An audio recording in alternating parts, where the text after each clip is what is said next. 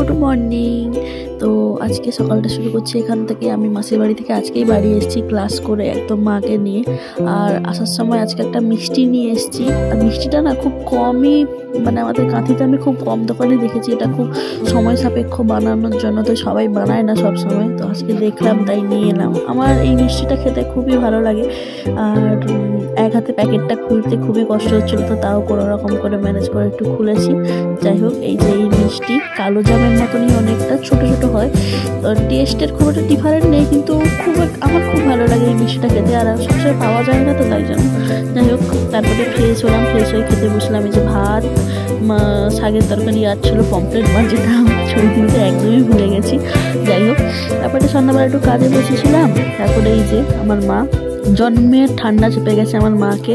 মায়ের সামনে চকলেটটা কিনলাম, তারপরে বলছে কে দিল, কোথায় ছিল।